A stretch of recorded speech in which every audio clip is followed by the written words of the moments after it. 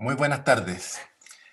Mi nombre es Jorge Ogalde, yo soy el vicedecano de la Facultad de Derecho de la Universidad del Desarrollo y siendo las 18 horas doy inicio a este seminario que me ha correspondido presentar y que corresponde a la segunda sesión del seminario denominado Adecuación del Derecho Procesal a Situaciones de Crisis. Este seminario se lleva a cabo a través de la plataforma Zoom, en que estamos hablando, y se difunde además por nuestro canal UDD TV, que les permitirá escuchar el seminario, pero no interactuar en el mismo. El seminario es organizado por la Dirección de Extensión de nuestra Facultad de Derecho y por el Instituto Chileno de Derecho Procesal. Forma parte de un ciclo de charlas cuya próxima fecha será el 10 de septiembre. Como adelanto de esa fecha, el jueves 10 de septiembre contaremos con la presencia de los expositores que a continuación indico: don Rodrigo Ávila Oliver, doña Valeria Zúñiga Aravena, don Raúl Núñez Ojeda y María Elena Santibáñez. En el día de hoy, los expositores serán don Claudio Díaz Uribe, quien es abogado de la Pontificia Universidad Católica del Paraíso, magíster en Derecho y actualmente presidente del Instituto Chileno de Derecho Procesal, quien abordará el tema Proyecto de reforma al sistema de justicia en materia procesal civil desde la óptica de los principios formativos del procedimiento. También participará don José Pedro Silva Prado, quien es abogado de la Pontificia Universidad Católica de Chile, es director del Instituto Chileno de Derecho Procesal, profesor de Derecho Procesal y director del programa de reformas a la justicia de la Universidad Católica de Chile. Don José Pedro Silva fue integrante de la mesa de trabajo del Ministerio de Justicia que elaboró el proyecto que se analiza en este seminario y tratará el tema alcances del anteproyecto de reformas al Código de Procedimiento Civil. También estará presente don Javier Molina Gómez. Él es abogado de la Universidad del Desarrollo, magíster en Derecho de la Empresa y docente de Derecho Procesal de esta casa de estudios. Don Javier Molina abordará el tema Proyecto de Ley sobre suspensión de embargos y lanzamientos en materia de arrendamiento. Finalmente estará presente doña María Angélica Doberti Anselmi. Ella es abogada de la Universidad de Concepción, magíster en Humanidades de la Universidad del Desarrollo, máster en Derecho de Familia por la Universidad Autónoma de Barcelona y máster universitario en Historia del Mundo de la Universidad Pompeu Fabra de España. Ella es docente de la Clínica Jurídica de la Universidad del Desarrollo y abordará el tema medidas implementadas en tribunales de familia en tiempos de pandemia, en particular la retención a raíz de la deuda de alimentos. Debo agregar además que esta actividad será moderada por la abogada y docente de esta casa de estudios, Sofía Iglesias, a quien dejo con ustedes para el inicio de este seminario. Muchas gracias. Muchas gracias, vicedecano. En términos generales, el seminario tiene por objeto invitar a los distintos actores de la comunidad jurídica a reflexionar sobre los distintos desafíos que ha enfrentado y que enfrentará en el futuro el derecho procesal. Se pretende abrir un espacio de análisis con el fin de desarrollar propuestas para enfrentar aquellos problemas propios de la pandemia, así como los que subsistirán una vez finalizada esta crisis.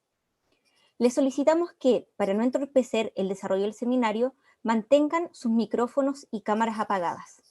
Una vez concluidas las exposiciones, abriremos un espacio de preguntas, las cuales deben ser canalizadas previamente a través del chat, indicando nombre, apellido, la pregunta que desean realizar y al expositor a quien va dirigida. Para ello, abriremos el micrófono con la finalidad que el alumno canalice directamente la pregunta al expositor. Les informamos que el chat se activará durante la última exposición. La primera ponencia versará sobre el impacto del proyecto de reforma al sistema de justicia en materia procesal civil desde la óptica de los principios formativos del procedimiento. Daré la palabra al abogado Claudio Díaz para que comience su exposición. Don Claudio, tiene la palabra.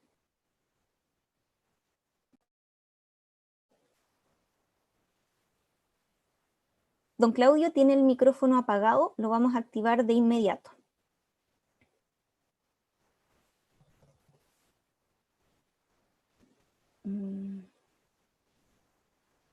Don Claudio, usted debe directamente activar el micrófono. Perfecto. ¿Ahora? Perfecto, se escucha bien. Muchas gracias. Bueno, muy buenas tardes agradezco a la Universidad del Desarrollo, en nombre del Instituto, por la oportunidad de hacer este encuentro académico en conjunto, especialmente a los profesores de Derecho Procesal de esta casa de estudios. Y quisiera comenzar este encuentro haciendo un análisis de los contenidos del proyecto de reforma a los distintos procedimientos civiles, penales, laboral, familia e incluso leyes especiales y policía local. Cuando nosotros planificamos este seminario, esto era un anteproyecto. Hoy día es un proyecto que acaba de ser enviado al Congreso y que me imagino muchos de ustedes ya conocen. Por lo tanto, en este minuto debemos entonces hacer los planteamientos desde el punto de vista de algo que ya existe y que está en este momento en estudio. Esta primera exposición va a tratar de introducir el tema y hacer un análisis de las distintas o principales modificaciones de este proyecto desde el punto de vista de los principios formativos del procedimiento. Para partir, digamos, hay que recordar, y como lo señala Eduardo Couture, que los principios formativos del procedimiento son valores que se extraen de las normas procesales o bien son formulados expresamente. Esto ocurre, por ejemplo, en el Código Iberoamericano o en el Código Procesal Penal. En el caso del anteproyecto, o proyecto en estos momentos, estos principios los tenemos que extraer de la distinta normativa, sin perjuicio que creo que hay un principio que se establece y se formula de manera expresa, que es lo que voy a plantear, o sea, lo voy a señalar en su oportunidad.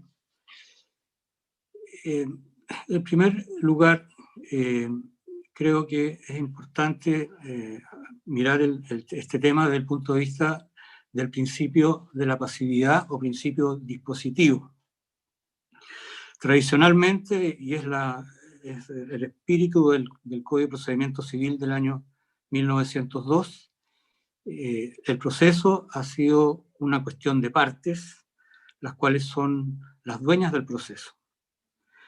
Sin embargo, el desarrollo de la ciencia procesal, de alguna manera, ha llevado a concluir de que el adecuado funcionamiento del proceso es importante para la paz social y para el adecuado desarrollo de un Estado de Derecho. Por lo tanto, no son solamente las partes las interesadas en que este proceso se desenvuelva adecuadamente, sino toda la sociedad. En ese sentido, entonces, podemos mirar algunas de las modificaciones que se pretenden en este proyecto desde la óptica de fortalecer los poderes del juez en la dirección e impulso del proceso.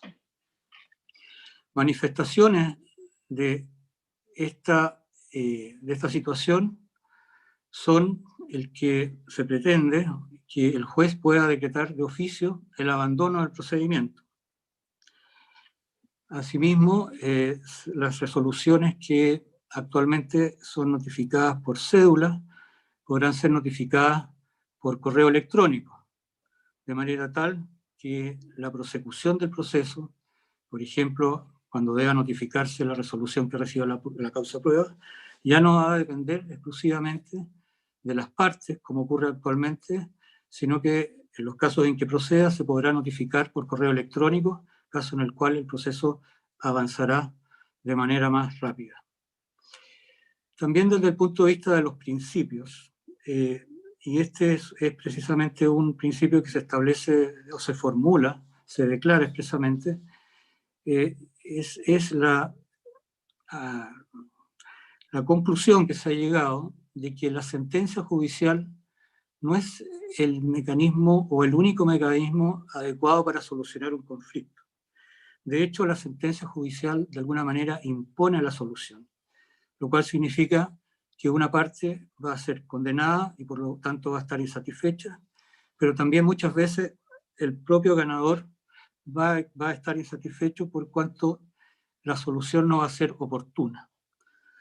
Esto, sumado a la a la alta carga de trabajo de los tribunales, que cada día se incrementa, lo cual hace imposible que se puedan de alguna manera resolver siempre los procesos de manera oportuna, ha, digamos, instaurado la idea de que debe también privilegiarse la solución alternativa de conflictos. Esto está expresamente incluido dentro del paquete de reformas de la reforma procesal civil, lamentablemente postergada y que no corresponde en este momento pronunciarse sobre eso, en el cual se establece la mediación obligatoria como paso previo a un proceso de carácter contradictorio. Este anteproyecto, proyecto en estos momentos, lo señala de manera expresa en el artículo 3 bis, que establece que la conciliación, la mediación y en general los métodos alternativos deben ser promovidos por los jueces, los abogados y los funcionarios de la Administración de Justicia, de manera tal que en este minuto va a existir un deber ético de los abogados y un deber de los jueces en orden a promover esta solución alternativa de conflicto.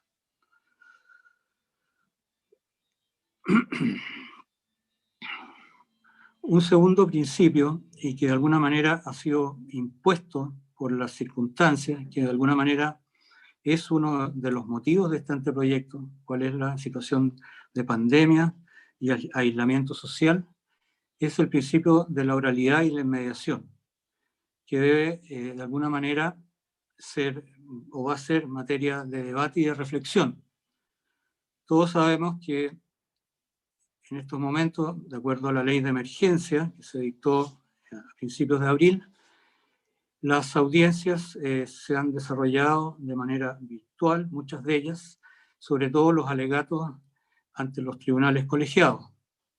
Asimismo, audiencias orales de formalización, por ejemplo, en materia penal, y se ha producido discusión respecto a las audiencias de preparación y a las audiencias de juicio oral. De manera tal que al establecer el proyecto la posibilidad y en algunos casos la obligatoriedad de que las audiencias se celebren de manera virtual, nos lleva a replantear o a meditar o a reflexionar sobre el principio de la inmediación. En este sentido, Gio-Benda ya señalaba hace mucho tiempo que la inmediación supone la comunicación directa entre el juez y las partes. Asimismo, esto de alguna manera significa que debe haber una interacción, es decir, la inmediación se establece en el fondo a través de la posibilidad del juez de contactarse y dialogar directamente con las partes y con los medios de prueba. Eso es lo que plantea Gio-Benda. También el profesor don José Pedro Silva lo ha planteado y ha sido más preciso, ha señalado que esto requiere una presencia física e intelectual que se produce cuando el juez interviene directamente, precisamente, en esta interacción, lo cual no ocurre, por supuesto, cuando la prueba, por ejemplo, se desarrolla frente a un actuario, o es el relator que toma conocimiento de un caso y lo vuelve a transmitir a los jueces que van a emitir la decisión. De manera tal que al establecerse en este proyecto las audiencias virtuales, va a necesitar de la reflexión respecto a en qué casos van a ser procedentes y en qué casos vamos a estimar que se respeta la norma del debido proceso, si estimamos que la inmediación es parte o elemento del debido proceso. Obviamente que, y así lo establece el anteproyecto, en el caso de prosperar estas audiencias virtuales, deberán existir los adecuados mecanismos de resguardo para que estas audiencias se respete la bilateralidad de la audiencia. Por ejemplo, va a tener que regularse, de hecho se menciona en el anteproyecto, la situación de fallas tecnológicas al momento de intentar hacer una audiencia virtual. Por lo cual el concepto, por ejemplo, de entorpecimiento va a tener que adecuarse también a fallas tecnológicas al momento de comunicarse. También se puede extraer, pienso yo, de las normas que de alguna manera se pretende el mejoramiento del principio de economía procesal, es decir, la necesidad de ahorrar gastos y procurar la eficiencia del proceso en cuanto a la solución oportuna. Existen varias propuestas en este sentido. Una de ellas es que las resoluciones que actualmente se notifican por cédula, conforme al artículo 48, podrán ser notificadas por correo electrónico. Podrán existir, de aprobarse, remates virtuales. También las resoluciones que nombren árbitros, peritos y martilleros se podrán efectuar por correo electrónico. Los juramentos de árbitros y peritos también podrán ser por correo electrónico. El mandato judicial se podrá establecer por firma electrónica simple. Es decir, no quiero extenderme en esto porque a continuación va a exponer don José Pedro Silva, que participó directamente en la elaboración del proyecto. Así es que me parece que desde el punto de vista de la ideología del proceso, al establecer como principio la obligación de buscar una solución alternativa a los conflictos, el reconocimiento de alguna manera de que el proceso no es una cuestión de partes, sino que es una cuestión social, de interés social. Distintos mecanismos que incorporan la tecnología a distintos actos procesales que van a permitir una mayor eficiencia en cuanto a costos de recursos y de tiempo. Son de alguna manera las propuestas que contiene este proyecto, cuya discusión podrá ser o será materia de discusión en el tiempo próximo. Eso básicamente, esta introducción general al proyecto, que espero sirva, y simplemente reitero los agradecimientos a la Universidad del Desarrollo y al Departamento de Derecho Procesal, y también los invito a continuar la próxima semana, en la cual se analizará el proceso penal y el proceso de familia. Así que muchas gracias a todos por su atención y buenas tardes. Muchas gracias. Seguimos con la presentación de José Pedro Silva, quien se referirá a las modificaciones procedimentales y orgánicas necesarias para enfrentar los efectos negativos que ha tenido la crisis sanitaria en el sistema de justicia, específicamente en el ámbito de la justicia civil. Don José Pedro tiene la palabra. Muchas gracias. Muy buenas tardes a todos y muy agradecido por la invitación que me ha cursado la Facultad de Derecho de la Universidad del Desarrollo junto con el Instituto de Derecho Procesal, del cual he formado parte por muchos años. Así que agradezco esa invitación y la oportunidad que se me otorga. Quisiera partir diciendo que estamos en un momento histórico. Histórico por todo lo que hemos vivido desde el punto de vista del tema de la violencia social que ha ocurrido y de la pandemia posterior, eventos que seguramente nadie pudimos imaginar que iban a ocurrir. Y bueno, eso ha tenido consecuencias en el ámbito que nos ocupa, básicamente porque, bueno, ha significado la postergación de la reforma procesal civil, en la cual venimos trabajando ya, te diría, aproximadamente unos 20 años, digamos. Así que no ha sido poco, ¿eh? Y estábamos con toda la reglamentación lista y se nos viene encima este problema y se ha postergado conforme lo ha señalado el Ejecutivo por razones de índole presupuestario. Eso, que ha sido muy lamentable y muy triste para muchos de los que hemos participado en este proceso, ha sentado las bases de una tremenda oportunidad. Y nos enfrentamos hoy día nada menos que a un proyecto de ley que modifica la legislación procesal en diversos ámbitos, civil, desde luego, laboral, de familia y penal, que realmente se trata de reformas estructurales importantes.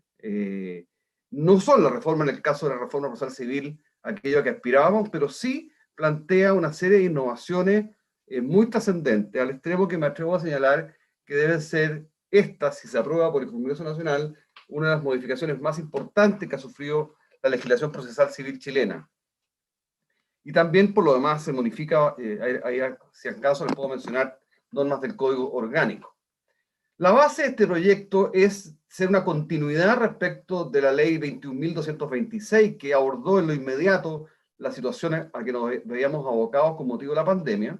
Y los propósitos de este proyecto, según se expresan en su mensaje, son procurar una mayor eficiencia de la justicia producto de esta sobrecarga que se ha producido y que se va a producir y que se está produciendo en la cantidad de causas e ingresos en materia civil. Y lo otro es que, por efectos de la pandemia, otra justificación importante es que hay que evitar en lo posible la presencia, ¿no es cierto?, de las personas por motivos sanitarios en los tribunales, ¿no es cierto?, y en las audiencias, etc. Son dos grandes justificaciones que dan Paulo, como les decía, a tremendas innovaciones en el ámbito procesal civil, que, como decía Claudio Díaz, se trata ya de un proyecto de ley presentado al Congreso Nacional y que vamos a entrar a discutir. Me tocó participar en la comisión que elaboró el proyecto en los aspectos procesales en la materia civil, laboral y de familia. Por lo tanto, tuve la oportunidad de poder palpar en primera línea digamos, las proposiciones que se hicieron y que muchas de ellas, yo te diría que la gran mayoría de ellas han sido acogidas y que van a representar un tremendo cambio en muchos aspectos del ejercicio de nuestra actividad profesional. Les voy a mencionar algunos, después probablemente en las preguntas podremos profundizar en eso, pero cuestiones fundamentales que creo que contarles de este proyecto. Desde luego, hay una unificación de los plazos en relación a la contestación de las demandas y a la oposición de excepción en el juicio ejecutivo, que no son menores, en el sentido de que se homologan los plazos de contestación en el caso del juicio ejecutivo, en el juicio, perdón, ordinario, y por lo tanto norma general, a 18 días. ¿Ah? Se acaba este gap entre la notificación dentro de la comuna de asiento del tribunal versus la notificación fuera de la comuna, pero dentro del ámbito jurisdiccional de jurisdicción del tribunal, lo cual no tenía ninguna justificación. Por lo tanto, el plazo para contestar demandas será de 18 días en el juicio ordinario, y lo mismo ocurre con los plazos para oponer excepciones, que se alinean en 8 días en el caso del juicio ejecutivo, y no se acogió una proposición que yo he venido sosteniendo hace mucho tiempo, en el sentido de eliminar la tabla de emplazamiento, que hoy día no se justifica dada la tramitación electrónica de los procedimientos, en que las distancias que justifican la existencia de la tabla ya hoy día no tienen ningún sentido. En fin, pero por lo tanto se alteran esos plazos, pero se mantiene el plazo naturalmente de emplazamiento cuando ocurren, digamos, emplazamientos en jurisdicciones distintas. Eso es un tema que se conservó. Una reforma bien importante adicionalmente que fue propuesta y que causó al principio un poco de reticencia y luego fue acogida con mucho interés, fue la eliminación del sistema de tachas, o sea, la eliminación de las inhabilidades de los testigos, que es una cuestión que ya era un resabio bastante insostenible, porque ya es un tema que viene en el mundo occidental al menos, ya de vuelta, y por lo tanto se elimina en línea con los sectores reformados, incluso del ámbito procesal en Chile, todo el sistema de inhabilidad de los testigos, y por lo tanto las normas sobre valoración de esa prueba, que eran más que normas de valoración, casi una especie de guía, porque al final del día era el tribunal el que valoraba, ¿no es cierto?, esa prueba. Se eliminan todas estas normas y por lo tanto se transforma la declaración de testigos simplemente en una declaración libre, en la cual eventualmente se pueden efectuar preguntas de credibilidad, que es lo usual en este tipo de sectores, digamos, de materias que han sido ya reformadas. Y lo importante es que la valoración de la prueba de testigos, ¿no es cierto?, pasa a ser efectuada conforme a las reglas de la sana crítica, lo cual es de toda evidencia. No me puedo extender más, como les digo, porque son muchas las modificaciones. En materia ejecutiva también les quiero contar de que se aumenta o se extiende las facultades del juez del control liminar de las demandas ejecutivas y del título, que hoy día está reservado a aquellos que tengan más de 3 años. Hoy día lo que plantea el proyecto es que cualquiera sea el plazo de prescripción, que sabemos que son distintos, por ejemplo, en materia de la ley de cuentas corrientes bancarias y cheques, o en materia de la ley del intercambio y pagaré, ¿no es cierto? Se da entonces hoy día al juez una amplia facultad para rechazar todos los títulos en que haya cualquiera sean los plazos de prescripción, ¿no es cierto?, hagan, digamos, improcedente la continuación del juicio ejecutivo. Como bien decía Claudio también, se incorpora, pero de una manera programática, el tema de la mediación y los mecanismos alternativos de solución de conflictos. La verdad es que es una norma programática porque no plantea en rigor el proyecto una reglamentación más específica. De tal manera que yo creo que esa especificidad seguramente podrá venir de la mano de una reglamentación, por ejemplo, de la Corte Suprema, había autoacordado, pero se abre a la posibilidad de la necesidad de que todos los actores del proceso civil actuemos, ¿cierto?, digamos, coherentemente en la promoción de estas vías autocompositivas, adoptándose también la posibilidad, como existe el derecho a familia, de que esa mediación también se pueda hacer por la vía remota. Claudio mencionó también una cosa muy importante que nosotros propusimos, que fue la eliminación o la inclusión del abandono del procedimiento de oficio, porque hay miles de causas que vegetan en los archivos de los tribunales y que no tienen ningún destino al final porque las partes las dejan literalmente abandonadas. Y por lo tanto se introduce la posibilidad de que el juez, ¿no es cierto?, luego de transcurrido los presupuestos propios del abandono y estando la causa archivada a lo menos por 6 meses sin que ninguna de las partes solicite su desarchivo, pueda proceder a decretar el abandono del procedimiento de oficio, lo cual va a despejar un universo gigantesco de causas que vegetan, como digo, en el sistema, pero que no tienen ninguna viabilidad o realidad en cuanto a su tramitación. Hay un recurso también que se permite a las partes frente a la resolución del juez que de oficio declara el abandono del procedimiento.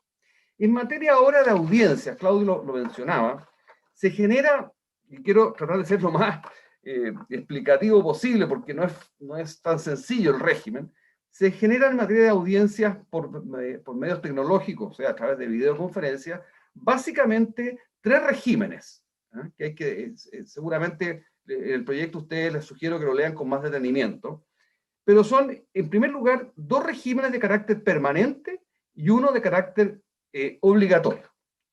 El primer régimen de carácter permanente tiene un carácter facultativo, es decir, es una norma, como acabo de señalar, de carácter permanente, en virtud del cual, a solicitud de parte, ¿no es cierto?, y requiriendo ello de una resolución del tribunal, cualquiera va a poder solicitar, ¿no es cierto?, la realización de una audiencia o participar de una audiencia a través de medios tecnológicos.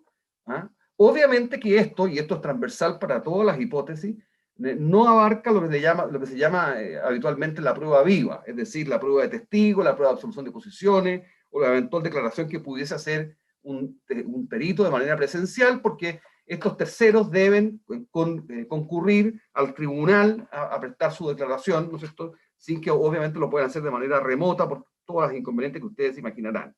Ese es un régimen permanente, ¿no es cierto?, de carácter facultativo, que va a quedar en el código.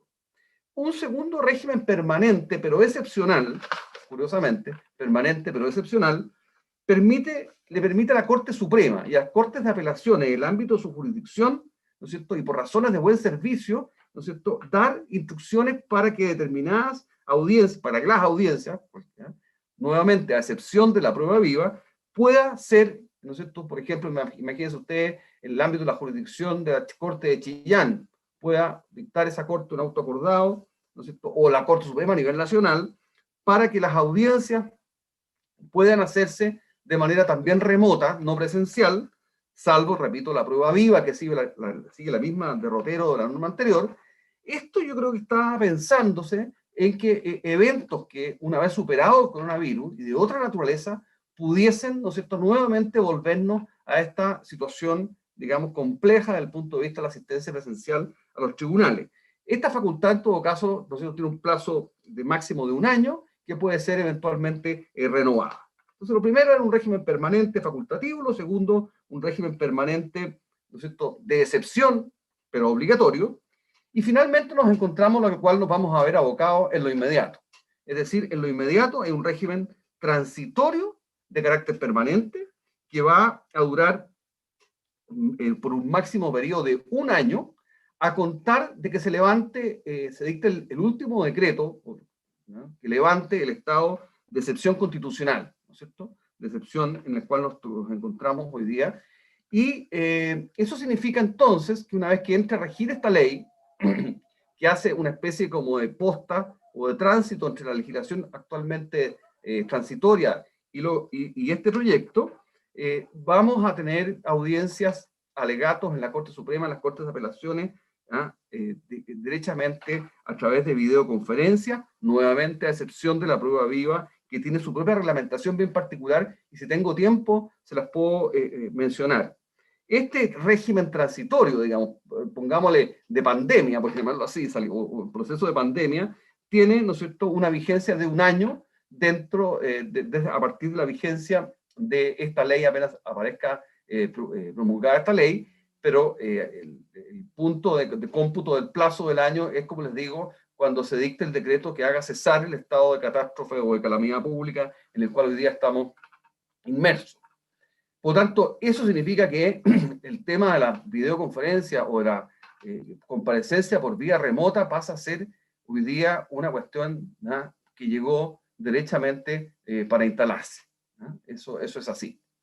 Y eso supone, entre otras cosas, modificaciones, por ejemplo, como algo que mencionó Claudio, en relación al mandato judicial, que hoy día ustedes, como bien saben, en virtud de la ley de tramitación electrónica, puede constituirse, ¿no es cierto?, a través de firma electrónica avanzada. Se contempla la posibilidad, porque las partes no necesariamente tienen este mecanismo, puedan hacerlo a través de firma simple, electrónica simple, pero en tales hipótesis debe cerciorarse o ratificarse el mandato también vía electrónica, o sea, vía Zoom, vía videoconferencia, con el ministro de Fe del tribunal.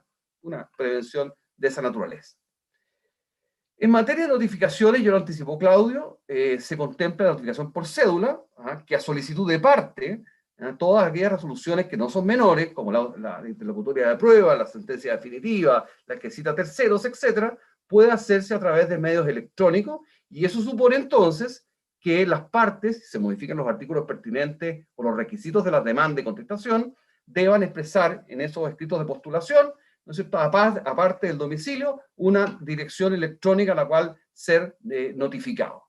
Por consiguiente, eventualmente, si hay solicitud de parte, puede procederse a notificar incluso, imagínense ustedes, nada menos que la sentencia definitiva o la resolución que existe la parte de conciliación, la interlocutoria de prueba, etcétera, todos por correo electrónico.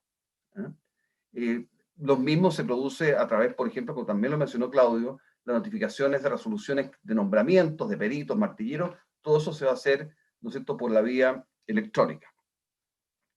Cosa importante por la que veníamos luchando hace mucho tiempo, pero tal vez insuficiente.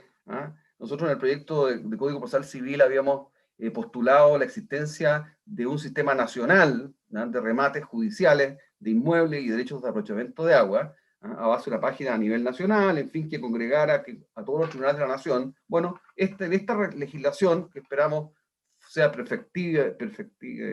mejorar en el futuro, se faculta a la Corte, a los tribunales, para proceder derechamente al remate a través de videoconferencia, con base en una regulación que sea homologable y común a todos los tribunales, tarea que se le encomienda a la Corte Suprema. Y por eso quiero felicitar a quienes han sido precursores en esta materia. Veo por ahí a nuestro querido magistrado Ricardo Núñez, que ha dado una batalla ardua sobre la materia. Bueno, su batalla ha dado fruto y ya nos encontramos con una legislación que permite derechamente, ¿no es cierto?, que los tribunales puedan efectuar estos remates a distancia. Y eso supone una cosa también que estaba planteada en el proyecto en otra forma también, pero en fin, lo mejor es enemigo de lo bueno, que en materia de las escrituras de remate judicial, digamos, de adjudicaciones de bienes por efectos del remate judicial, así como el acta de remate, pueden firmarse con firma electrónica. Ahora, ahí el código tuvo que tomar ciertas precauciones o prevenciones, porque efectivamente el régimen normal de las escrituras públicas, como ustedes saben, cuenta un soporte físico que se incorpora a los protocolos. No les voy a comentar eso, que ustedes conocen. Por lo tanto, hubo que generar una suerte de excepción para que las escrituras públicas de remate, de compraventa en remate, como se le llama, ¿no es cierto?, sean otorgadas a base de protocolos virtuales, porque ustedes comprenden que no puede existir una escritura que se otorgue en papel y además se firme electrónicamente. O sea, la firma electrónica transforma la escritura en electrónica. Por lo tanto, se generó entonces, para el solo efecto de este tipo de escritura, una escritura, una categoría de escritura, ¿no es cierto?, que van a ser inmateriales o electrónicas, en que el juez la va a poder firmar, y el notario y el escribano con firma electrónica avanzada, lo mismo que el adjudicatario. Y si el adjudicatario no tuviera firma electrónica avanzada, que es una cuestión posible y seguramente muy común, tendrá que recurrir al notario, la presencia física del notario, en que el notario la va a firmar a ruego, ¿no es cierto?, de este adjudicatario, y la va a firmar el notario electrónicamente, a ruego de este notario, y de este adjudicatario. Y eso le va a significar a las notarías tener archivos virtuales para este tipo de escritura, y como el registro del conservador de bienes raíces todavía se mantiene de manera escrita, se impera la necesidad de que esta escritura misma se inscriba en los registros de los conservadores de bienes raíces, en un régimen que yo les diría que tendrá que irse perfeccionando. Otra cosa súper importante para los abogados que ejercemos harto la profesión, y también me tocó sugerirla porque me pareció importante, y creo que lo recibí esa sugerencia de algunos jueces, es que los documentos electrónicos hoy día, como ustedes saben, se presentan electrónicamente dentro del sistema, en eso no hay problema, pero los documentos físicos deben acompañarse físicamente, ¿no es cierto?, al tribunal. Eso se acaba en términos tales que los documentos electrónicos y los documentos físicos, o sea, que tienen su soporte material, deben ser acompañados o pueden ser acompañados electrónicamente al sistema, escaneados, digamos, debidamente, y en caso de que haya impugnación de los documentos, surge la necesidad o la carga de acompañar el documento físico, ¿no es cierto?, al tribunal. Pero eso evita, imagínense usted, los volúmenes gigantescos de documentos, ¿no es cierto?, interminables, que seguramente se pierden en los recovecos de los tribunales, y qué decir del archivo judicial, ¿no es cierto?, terminar con eso y avanzar en esta línea de la presentación de documentos inmateriales. Se agregan elementos que fortalecen a continuación una cosa muy importante, que es la interconexión de los tribunales. Estaba prevista la ley de tramitación electrónica con las instituciones públicas. Hoy día se extienden a todas las instituciones de carácter privado también.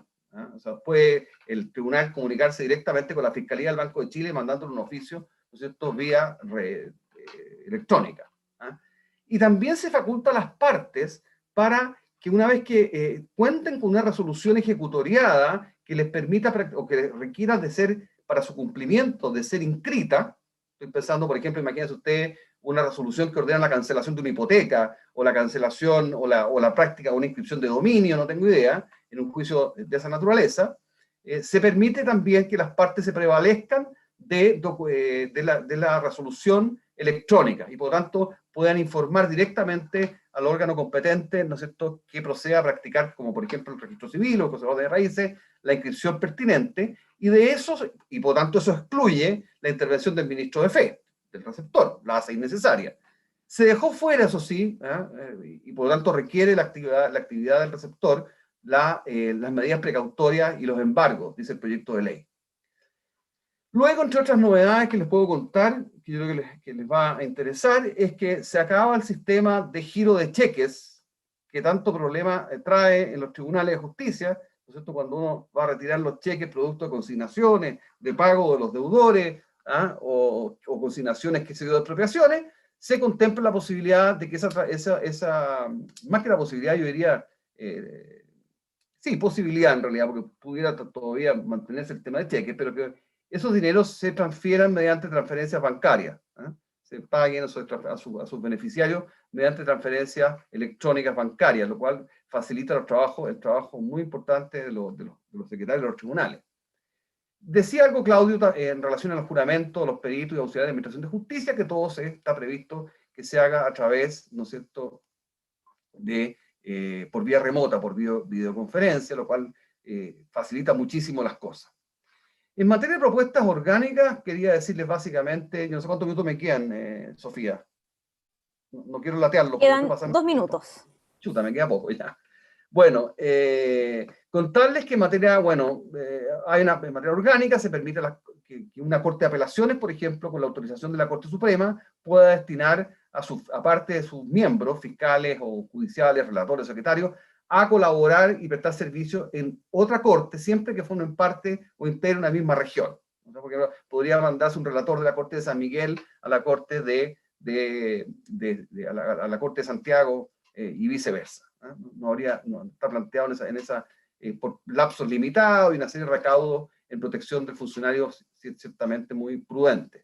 Luego se permite que los receptores puedan practicar actuaciones, los receptores de San Miguel y Santiago, en cualquiera de estas comunas o estas, digamos, jurisdicciones, indistintamente. Un receptor de San Miguel va a poder practicar actuaciones en Santiago y los de Santiago en San Miguel sin ningún problema. En cuanto a la vigencia está prevista, para que ustedes estén atentos, como les decía yo, esta norma de aprobarse, tal como está planteado el proyecto de ley, entraría en vigor, digamos, inmediatamente o al día siguiente de que expire el último decreto supremo que prorrogue el estado de excepción constitucional. El último vigente es que está declarado por Decreto Supremo 104, 18 de marzo de 2020. Hay una norma sobre suspensión de procedimientos, que aquellas hipótesis en que la suspensión de procedimiento, de acuerdo al artículo 64, estuviera agotada, se abre una posibilidad por un espacio temporal de restablecer el derecho a suspender nuevamente en las instancias, hasta una vez por cada instancia, seguramente pensando en que mientras existió la suspensión de labores, ¿cierto? Eso fue un obstáculo. Y quisiera terminar en una cosa práctica que nos va a impactar mucho a los abogados. Yo les hablaba en este régimen, este triple régimen de las audiencias por videoconferencia, la situación de la prueba testimonial en este régimen transitorio de carácter obligatorio, que va a venir inmediatamente a continuación de la vigencia de este proyecto de ley. En ese sentido, seguramente muchos de ustedes son abogados de ejercicio de la profesión, les va a interesar saber que se contemplan normas sobre la declaración de testigos, la absolución de posiciones y obviamente algunas declaraciones de peritos. Como ustedes les anticipé, les dije antes, todas esas declaraciones tienen que hacerse necesariamente en el tribunal, o sea, no hay otra posibilidad. Pero lo interesante, y el juez naturalmente podría actuar de manera remota, en eso no hay problema, y las partes también, eventualmente de manera remota. Pero hay una cuestión muy relevante, porque estas declaraciones de testigo o de un absolvente de posiciones que se rinden, deben rendirse ante el ministro de fe, en este caso el receptor. Incluso hay una hipótesis que puede hacerse con acuerdo de las partes en la oficina del receptor. Plantea que el receptor tiene que levantar un registro, ¿cómo se llama? Una grabación en imagen o en voz de la declaración testimonial, y al terminar la audiencia debe entregarle el soporte en que conste ese registro audiovisual o solamente, ¿no es cierto?, auditivo, se lo entregue a las partes. Seguramente nos va a gastar un poco bastante más caro pagarle a los receptores, porque van a cobrarnos este aparatito. Pero lo importante es que a partir de ese instante, y el receptor certificará que se cumplieron estas solemnidades. Pero fíjense lo importante, nos evita lo que, imagínense ustedes, sería la transcripción de una audiencia por Zoom con el receptor. O sea, yo creo que no hay Zoom que resista el tipeo, ¿no es cierto?, o el registro que hagan los receptores en su computador, incompatible con las audiencias a través de Zoom. Pero, como tiene que quedar registro en la carpeta electrónica, lo que hace el proyecto le dice, mire, usted terminada la declaración y entregado el pendrive o el soporte respectivo, la parte que presenta el testigo tiene una carga procesal muy importante a riesgo de quedar sin efecto o de perder su prueba, y que consiste en que tiene que presentar la transcripción de la declaración del testigo dentro del 10º día. Transcripción que es puesta en conocimiento de la contraparte, y en caso que haya o no objeciones, bueno, el tribunal la resolverá, y en caso que cometa alguna diablura, el abogado, ¿no es cierto?, agregándole palabritas que el testigo no dijo, en esa hipótesis hay un tipo penal bastante gravoso, ¿no es cierto?, que lo podría afectar, que es previsto por falsificación en el artículo 207 del Código Penal. Así que hay un tema delicado en esa materia. También se faculta en este periodo transitorio, que vamos a estar abocados inmediatamente que entre a regir este proyecto, la posibilidad de que los tribunales, ante dificultades en la rendición de la prueba, puedan fijar términos probatorios especiales, sea una flexibilidad grande en esa materia. Yo les diría que estas modificaciones son, en términos generales, he hecho un panorama lo más rápido posible, en el ámbito civil, procesal civil, ¿no?, y orgánico de tribunales, pero como les decía al inicio, hay un sinnúmero de modificaciones y muy relevantes en relación al proceso penal y desde luego en materia laboral y de familia. Yo creo que he tratado, perdón, si me pasé un par de minutos, les pido todas las excusas del caso, les he tratado de dar una visión panorámica y me encantaría que, si es que puedo, porque es un proyecto que acaba de ser presentado, en fin, poder absolver las dudas que ustedes tuvieran, lo haré con el mayor gusto. Muchas gracias. Muchas gracias, don José Pedro.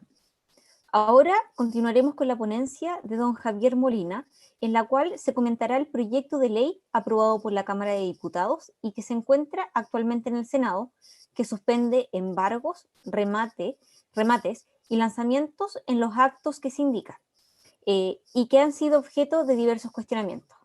Javier, tienes la palabra. Muchas gracias. Muy buenas tardes a todos.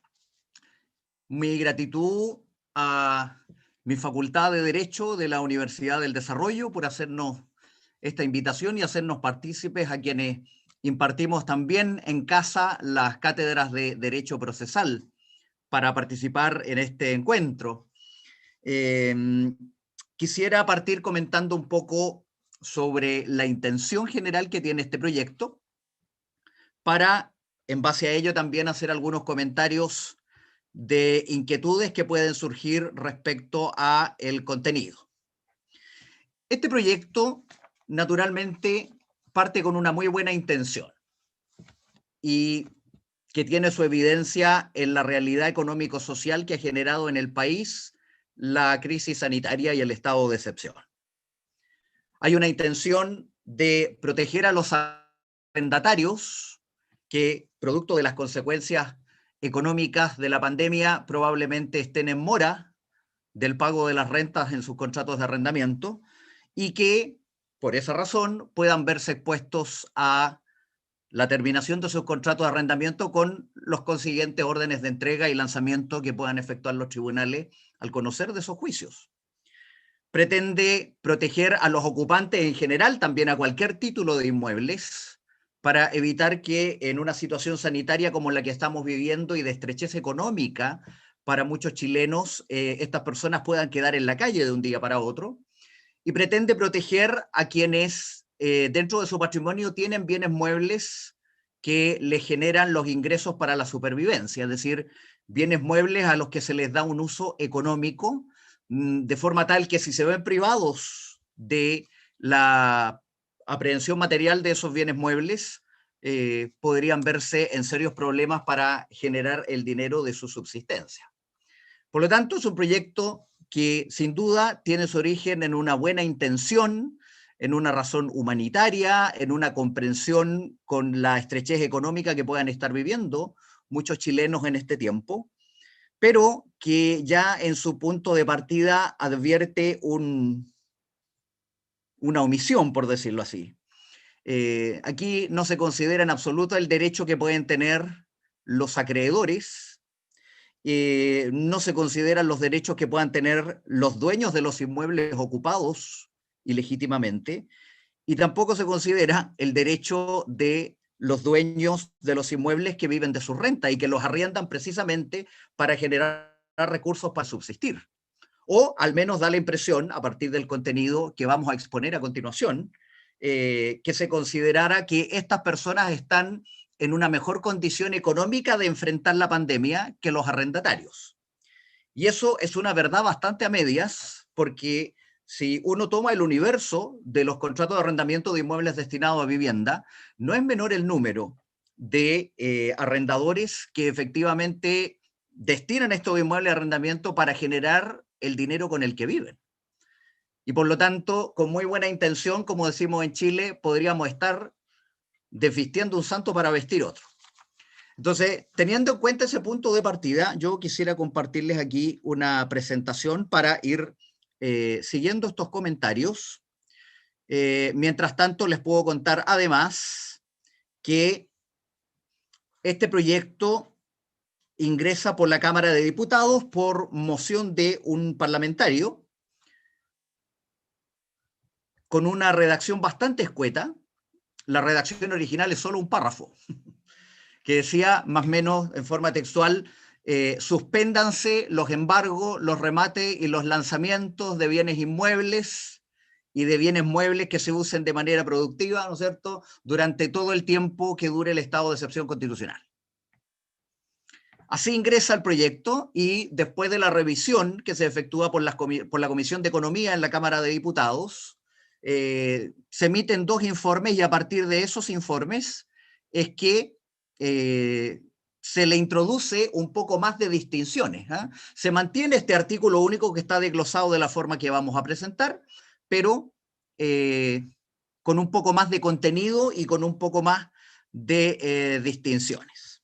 Denme, por favor, un minutito aquí para poder abrir en la presentación que les quiero compartir.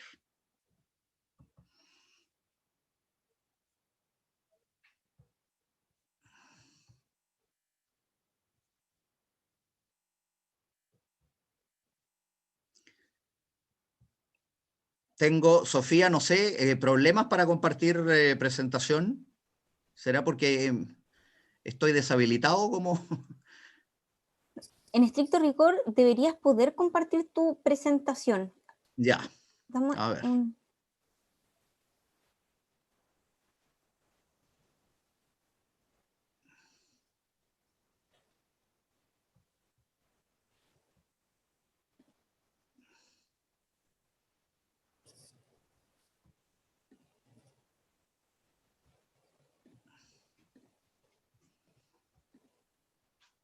¿Tienes tu presentación abierta en el computador? Sí, sí, es como lo usamos en las clases, en el fondo. Así es. Como probamos también.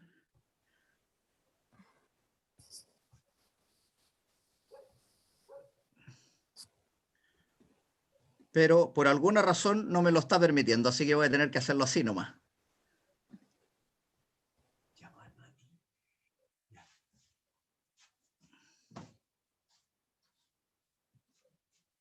Bueno, después en todo caso la puedo poner a disposición de la organización para que la pueda reenviar a las personas que estén interesados en el contenido. También el texto del proyecto de ley que en este momento está en la redacción como ingresó al Senado después que fue aprobado por la Cámara de Diputados. Este proyecto en términos generales, digamos en primer lugar, suspende en forma excepcional la realización de embargos, lanzamientos, subastas públicas y remates durante la vigencia del estado de excepción constitucional de catástrofe y hasta un año después de transcurrido desde la finalización de la vigencia del estado de excepción y de las prórrogas que la autoridad administrativa vaya determinando. Por lo tanto, en la práctica nos vamos a encontrar con que se podría paralizar la tramitación del cuaderno de apremio en los juicios ejecutivos, en todo lo que fuera posterior al requerimiento de pago, que podríamos también tener suspensión de los juicios especiales hipotecarios de la ley de bancos, de la ejecución de sentencias de juicios de determinación o restitución de inmueble arrendado, también en juicios de comodato precario, porque aquí también se incluye a los ocupantes a cualquier título de inmuebles, e incluso podríamos, o se podría discutir, si comprende o no comprende procesos de liquidación en los que vaya a haber subasta, porque la ley no hace mayores distinciones y expresa, por lo tanto, con un criterio de amplitud la aplicación. El proyecto en general habla de estas actuaciones que citamos, embargos, lanzamientos, subastas y remates, y expresa, y aquí cito textualmente el texto del proyecto, incluso los remates públicos a que se refieren los artículos 482 y 485 del Código de Procedimiento Civil, que son, ¿no es cierto?, la subasta de bienes muebles al martillo y el remate judicial de inmuebles que estudiamos y ejercemos, aplicamos en los juicios ejecutivos. Entonces, esa amplitud daría incluso para considerar en alguna hipótesis que también habría que suspenderla, por ejemplo, en procesos de liquidación. Para determinar la procedencia de la suspensión de los embargos y de las realizaciones, este proyecto de ley distingue según la naturaleza de los bienes. Tratándose de los bienes muebles, se restringe la suspensión a los embargos de bienes muebles destinados a producir ingresos a sus dueños o poseedores, o bien muebles que sean necesarios para el desarrollo de una actividad económica, lo que debe ser acreditado por el dueño o poseedor.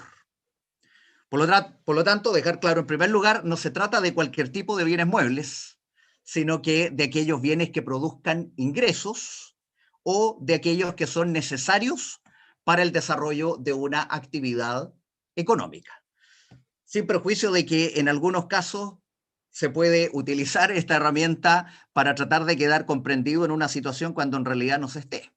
Porque una camioneta, por ejemplo, sí, se puede usar para el desarrollo de una actividad económica, pero también podría adquirirse con otros fines y no tenerse dentro del patrimonio necesariamente con un destino. Entonces, esto podría también incentivar las simulaciones, ¿eh? Como vamos a observar al final. Titular del derecho a suspensión. Aquí el proyecto se refiere a la persona que resulte perjudicada por el embargo. No habla del dueño o del poseedor directamente. Entonces, con mayor razón también podrían simularse situaciones en que el propietario de una camioneta parezca que se la arrendó a otra persona y que esa otra persona va a resultar la perjudicada y que producto de ese contrato de arrendamiento simulado le genera renta, etc. Así como está, da efectivamente para que pudiera usarse no de muy buena fe la herramienta. Sin embargo, pese a que se establece como titular del derecho a suspensión a la persona que resulte perjudicada por el embargo, la carga de prueba del destino de los bienes muebles, del destino comercial o necesario para la producción de ingresos, recae sobre el dueño o poseedor. Este texto, por lo tanto, así como está redactado hasta el día de hoy, podría dar lugar a diversos incidentes en los procesos en que esto pudiera presentarse, y a tercerías distintas de las que la ley permite en juicios ejecutivos. Recordemos que en el Código de Procedimiento Civil el criterio del legislador era restringir la procedencia de las tercerías a las 4 tradicionales que conocemos, ¿no es cierto? Y con esto se abriría la puerta para que pudieran intervenir otro tipo de terceros y que deduzcan dentro de su pretensión el verse afectados por el embargo de un bien mueble que está destinado a la producción o al desarrollo de una actividad económica. Toda vez que el titular del derecho a suspensión aparece como la persona que resulte perjudicada por el embargo. Si esa persona no es el dueño o poseedor directamente, estaríamos hablando de un tercero que tendría que intervenir en el juicio ejecutivo. Y por lo tanto se generaría un tipo de tercería distinta de las tercerías de dominio y posesión de bienes embargados y de prelación y pago, que son las que excepcionalmente contempla el Código de Procedimiento Civil y restringidamente para el juicio ejecutivo. Respecto de los bienes raíces o inmuebles, aquí la aplicación de la suspensión se restringe a los inmuebles habitados usados como vivienda principal, para, por lo tanto, dejar fuera aquellos que no estén habitados o que son segundas viviendas, o que son viviendas de veraneo, o con una finalidad que no es, ¿no es cierto?, la de la habitación principal de las personas. Y también los inmuebles destinados a uso comercial, sea que estén o no estén abiertos al público. Por lo tanto, inmuebles habitados con uso habitacional, inmuebles destinados a uso comercial. ¿Quién es titular del derecho a suspensión? En este inciso referido a los inmuebles, la ley no lo precisa, el proyecto de ley no lo precisa, como lo hacía con los bienes muebles. Por lo que debiéramos entender que debería ser el ejecutado, el demandado en el juicio, que sea el propietario o poseedor del inmueble. Pero si se aplica por analogía en comparación con los muebles, a lo mejor también podría aparecer un tercero que se pudiera ver perjudicado por estas actuaciones de embargo y realización de los bienes. La carga probatoria del destino del inmueble como comercial recae sobre el ejecutado. Por lo tanto, mientras el ejecutado no haya acreditado a satisfacción del tribunal que el inmueble tiene destino comercial, no regiría la suspensión. O sea, esto no se trata de llegar y pedir y obtener una resolución de suspensión inmediata, sino que también se nos generaría un incidente en que habría que acreditar por este dueño ejecutado el destino del inmueble y, en el caso de ser un inmueble que no sea comercial, que corresponda a una vivienda principal.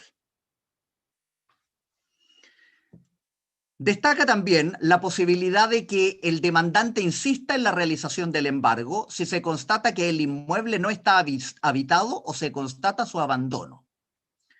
Y aquí anotamos una contradicción en el texto del proyecto de ley, porque por un lado dice que el ejecutado tiene la carga probatoria del destino del inmueble, pero por otro lado señala que si se constata que el inmueble no está habitado, se constata su abandono, el juez puede entonces continuar y dar lugar a la realización del embargo, pero eso tiene que estar probado. Entonces, el demandante que quiera solicitar que el juez continúe con la ejecución va a tener que probar que el inmueble no está habitado o que es un inmueble que está abandonado. Entonces, pareciera ser que se aprecia una carga probatoria contradictoria, en que estamos imponiendo cargas probatorias a las dos partes y que tienen que ver con un mismo, en el fondo, con un mismo hecho. El plazo es igual que en la hipótesis anterior, hasta un año después de terminado el estado de excepción constitucional, pero con fecha límite al 31 de diciembre del año 2021. Respecto de los lanzamientos, ¿quiénes son los beneficiarios o titulares del derecho? Las personas que al 18 de marzo del 2020 o que con posterioridad durante este estado de catástrofe se vean afectados por una sentencia que determine su desalojo. No se precisa tipos de juicio ni materias, ni procedimientos. Se habla solo de una sentencia que determine el desalojo. Y eso puede ocurrir en un juicio relativo al contrato de arrendamiento, puede ocurrir en un juicio de comodato precario, puede ocurrir en una acción reivindicatoria en que resulte vencido el poseedor, etc. Así que es también un criterio de aplicación amplia. En el caso de las sentencias dictadas en juicios iniciados después del 18 de marzo, es decir, una vez iniciado el estado de catástrofe, se limita a inmuebles destinados a viviendas o a inmuebles destinados a uso comercial. Esta restricción entonces pesa sobre los juicios que se hayan iniciado después del 18 de marzo. Los juicios que se hayan iniciado antes, pero que hayan llegado a una etapa en que se haya ordenado ya un desalojo, no tienen esa restricción. El plazo de suspensión es el mismo que señalamos en las hipótesis anteriores. Ahora, se establece una facultad para los jueces y que es decidir no suspender el lanzamiento si el bien no se encuentra habitado o no se encuentra en uso, o bien si estuviera grabado con hipoteca y se demostrare el perjuicio que el no pago del inmueble arrendado puede conllevar a su dueño. Y aquí surge a mí por lo menos una interrogante que también se las dejo a ustedes, particularmente si uno lo asocia a los juicios en los contratos de arrendamiento. Si el punto de partida en este juicio, en que la etapa de discusión y prueba ya pasó, en que el juez declaró terminado el contrato por falta de pago de la renta, o porque constató que operó un pacto comisorio calificado porque no se pagaron las rentas, ¿vamos a tener que volver a acreditarle al juez que el arrendatario sufrió perjuicio por no haber recibido la renta? y por lo demás comprende solo a aquellos o situaciones en que el inmueble arrendado esté grabado con hipoteca. O sea, como que dejamos una puerta abierta solo para cubrir a aquellos arrendadores que compraron una vivienda o un departamento para arrendarlo y pretendían pagar los dividendos con las rentas de arrendamiento. Pero pareciera que no a los otros. Y hay un perjuicio evidente, a mi juicio, ¿no es cierto?, con el solo hecho de que no se hayan incorporado en su patrimonio las rentas insolutas. Y eso ya está aprobado y establecido en la sentencia en que esto se discutió en el mismo juicio. Entonces, me parece un poco redundante y me genera cierta curiosidad.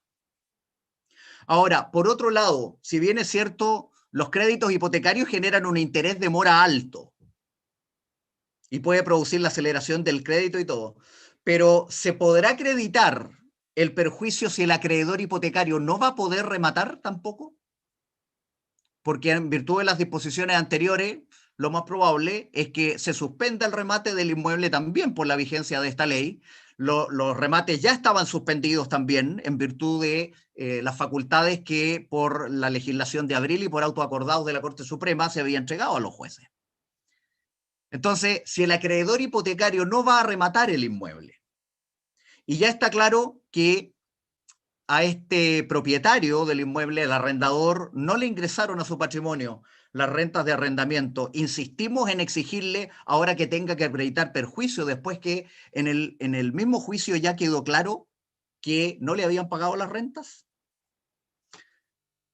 Me parece un poco extraño, por decirlo menos. Excepciones a las suspensiones. No se suspenderán los remates o lanzamientos de inmuebles de quienes adeuden 10 o más meses de renta contados desde el 18 de marzo del año 2020. Tampoco se suspenderán remates o lanzamientos de bienes muebles si sus dueños o poseedores son condenados al pago de 500 UF o más por sentencia ejecutoriada. Y esto llama profundamente la atención porque permitiría, por lo tanto, la realización y la continuidad en evento de que el título que estemos invocando para ejecutar y pretender embargar y rematar bienes muebles sea una sentencia definitiva firme en un juicio declarativo anterior. Pero, ¿por qué le estamos dando a un título ejecutivo más valor que a los demás, por lo tanto?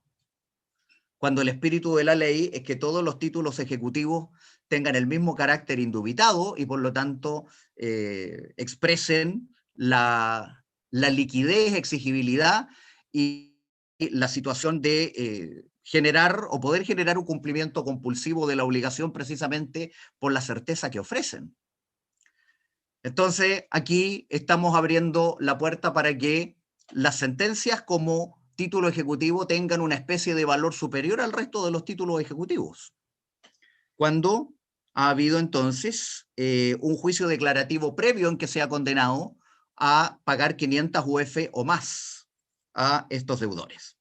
Finalmente, algunas observaciones. Por tiempo, también se podría comentar algunas cosas más, pero por tiempo, algunas observaciones. Primero, este es un proyecto que podría tener problemas de constitucionalidad, porque al no permitir que los acreedores puedan ejercer sus derechos en el proceso, al no permitir que los propietarios puedan recuperar sus bienes que hubieran sido ocupados o que se mantengan en la mera tenencia de arrendatarios que no los han querido devolver, podría estimarse que está vulnerando su derecho constitucional de propiedad y que a través de esta ley el Estado le estaría expropiando su derecho sin ofrecerle ningún tipo de indemnizaciones. Podría estimarse que se vulnera también la garantía del 19 número 3, porque el legislador debe establecer un racional y justo procedimiento, y aquí es, por decirlo menos, dudoso que se establezcan situaciones de justicia cuando se le da preeminencia a la situación de algunas personas por sobre otras a partir de supuestos que no siempre pueden ser tan reales y tan efectivos. Y en tercer lugar, porque se podría estimar como una intromisión del legislador en procesos judiciales que están en curso, cosa que en los artículos 76 y siguientes aparecen de la Constitución, aparecen como cuestiones prohibidas al legislador en virtud del principio de la independencia del Poder Judicial. Hay también un riesgo en la suspensión de los embargos, porque al no darse curso o no decretar, no poder establecerse los embargos y sus medidas, hay posibilidad de enajenación de esos bienes y de elusión del compromiso de los deudores. Y lo más probable es que en muchos casos ocurra así. Aquí no se trata solamente de que un bien no pueda ser rematado o subastado, sino que no pueda ser embargado. Si se trata de un bien que no va a ser embargado, quiere decir que el dueño tiene la facultad de disposición absolutamente libre y por lo tanto podría, si es que no se pidió alguna otra medida de tipo precautorio, podría disponer de esos bienes y sacarlos de su patrimonio. Hay falta de precisión en los titulares del derecho a solicitar suspensión, que puede producir simulaciones entre los ejecutados, demandados y terceros, y desconoce la situación de propietarios y de usufructuarios de inmuebles que viven de sus rentas de arrendamiento, y que con esto van a haber nulas las posibilidades de recuperar los inmuebles y de obtener el pago de lo que se les adeuda. Eso en cuanto a lo que en el tiempo alcanzamos a comentar. Lamento no haber podido ofrecerles simultáneamente la presentación, pero la vamos también a hacer llegar junto con la organización para que esté disponible a quienes la requieran. Muchas gracias. Muchas gracias, Javier. Ante el difícil escenario de la emergencia sanitaria que se ha debido enfrentar a raíz de la pandemia desde marzo del presente año, el Poder Judicial se ha visto en la obligación de tomar una serie de medidas y adecuaciones a objeto de seguir brindando acceso a la justicia, resguardando así el debido proceso.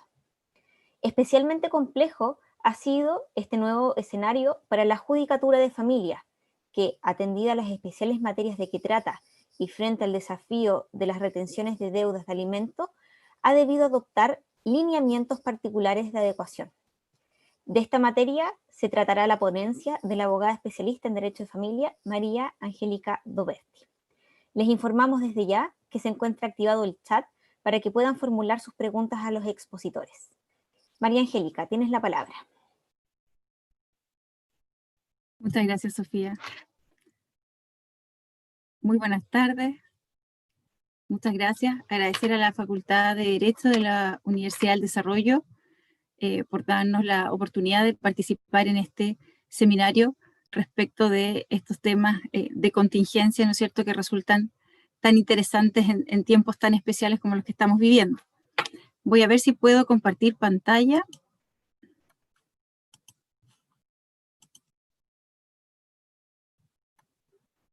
Ahí. ¿Se ve bien? ¿Se ve bien? Perfecto. Sí. Ya.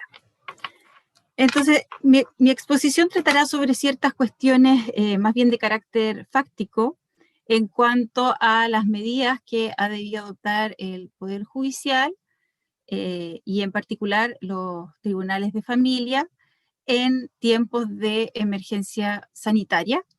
También refiriéndonos, ¿no es cierto?, a esta cuestión en relación a la retención por deudas de alimentos en virtud de la reforma constitucional del retiro de los fondos de la AFP. En primer lugar, entonces, señalar que la emergencia sanitaria ha obligado a disponer una reorganización sin precedentes del funcionamiento de los tribunales de nuestro país.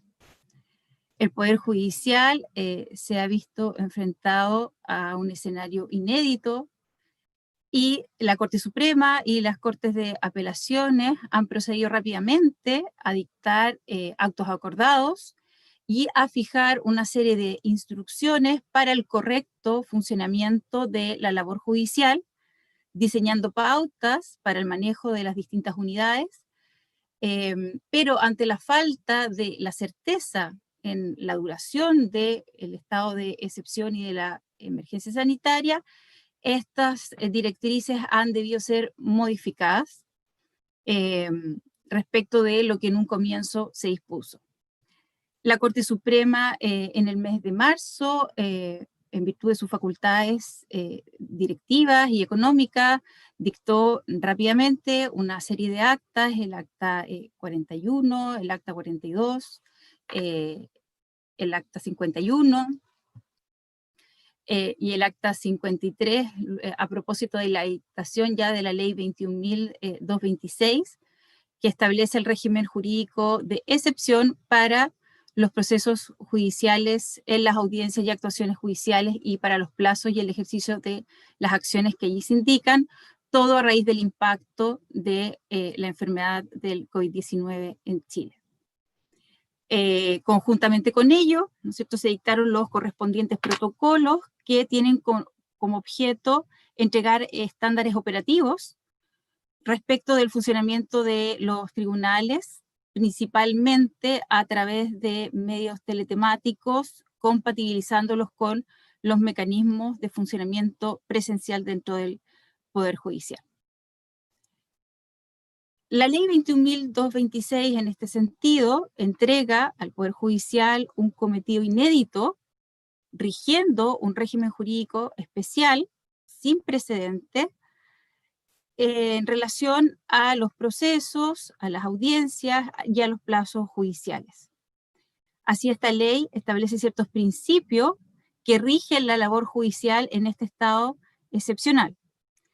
En primer lugar, ¿no es cierto?, establece el deber de velar por la protección de la vida y de la salud pública, con preeminencia del empleo de medios electrónicos, estableciendo ya en el acta 41 la regulación del teletrabajo como manera de seguir ejerciendo la labor jurisdiccional. Vela por el resguardo del debido proceso y del debido acceso a la justicia, estableciendo modalidades que maximicen la responsabilidad, la transparencia y el correcto funcionamiento de los tribunales en estas situaciones. También establece que lo fundamental es el resguardo de los derechos de las personas que, por encontrarse en una especial situación de vulnerabilidad, podían, atendida la contingencia, ver sus derechos afectados. Especialmente aquellas personas que eran identificadas como personas de riesgo por el Ministerio de Salud, personas privadas de libertad o sujetas a controles especiales, personas que estuviesen sufriendo violencia intrafamiliar o violencia de género, también respecto de los niños, niñas y adolescentes que vieran vulnerados sus derechos y que estuviesen en situaciones de riesgo ante cualquier tipo de violencia o situación de vulneración respecto de sus derechos fundamentales.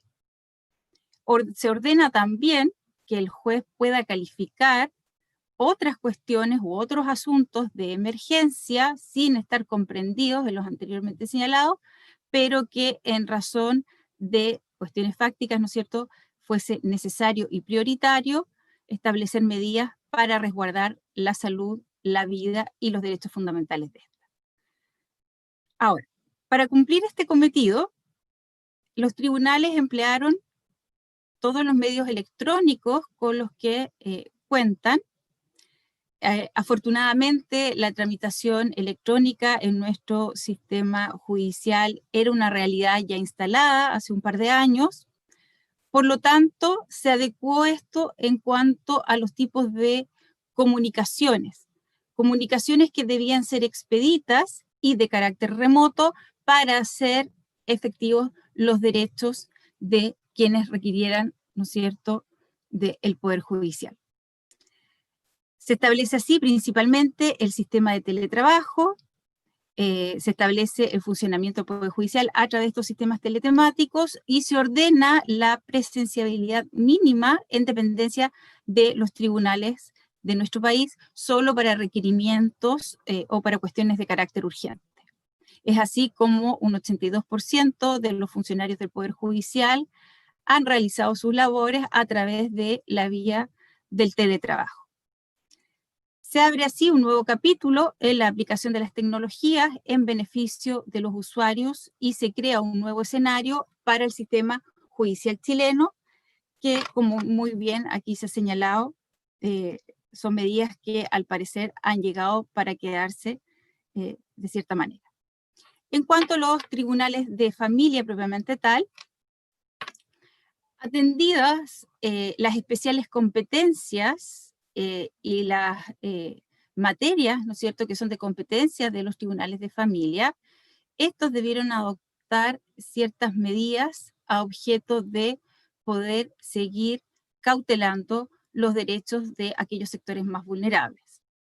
Los tribunales de familia, a través de acuerdos de sus unidades administrativas y de acuerdo de los comités de jueces, han implementado distintas medidas para adecuarse a esta especial situación. Así, por ejemplo, en un primer momento se tuvieron que suspender muchas audiencias, ya se procedió a la suspensión de las audiencias de juicio, salvo aquellas que tuviesen el carácter de urgente. Se reprogramaron, a su vez, audiencias y se calificó como urgentes aquellas audiencias que se relacionan con medidas de protección o cautelares referidas a niños, niñas y adolescentes, solicitudes de entrega inmediata de niños, niñas y adolescentes, autorizaciones de salida del país, violencia intrafamiliar y violencia de género, relación directa y regular con los progenitores no custodios y alimentos provisorios, estos últimos atendidos siempre las circunstancias de cada caso en particular. Por otra parte, en cuanto a las demandas nuevas que se fueron presentando en una primera etapa, en cuanto a la emergencia sanitaria y el estado de excepción, aquellas que no fueran calificadas como urgentes, que no trataran las materias anteriormente señaladas, si bien se proveían y se les daban curso, no se fijaba en un principio fecha de audiencia preparatoria. Esto se ha ido regularizando con el tiempo, se han fijado audiencias preparatorias e incluso, ¿no es cierto?, se han realizado audiencias de juicio en un comienzo, ¿no es cierto?, respecto de materias de baja complejidad, ampliándose hoy en día la agenda y adquiriendo cierta normalidad en cuanto a la celebración de estas audiencias. También, por otra parte, se procedió a la devolución de ciertos exhortos que también decían relación con materias calificadas como no urgentes. Una dificultad especial que en un principio se planteó fue la posibilidad de realizar audiencias en los tribunales de familia a través de medios remotos. ¿Por qué? Porque uno de los principios fundamentales que rige el funcionamiento, ¿no es cierto?, y el proceso respecto de los tribunales de familia es el principio de la inmediación. Principio que regula el artículo 12 de la ley 19.968, en virtud del cual se exige la presencia del juez durante el desarrollo de todas las audiencias que tengan lugar en el proceso, la presencia de las partes y de los funcionarios correspondientes bajo sanción de nulidad en el caso de delegación de funciones del juez.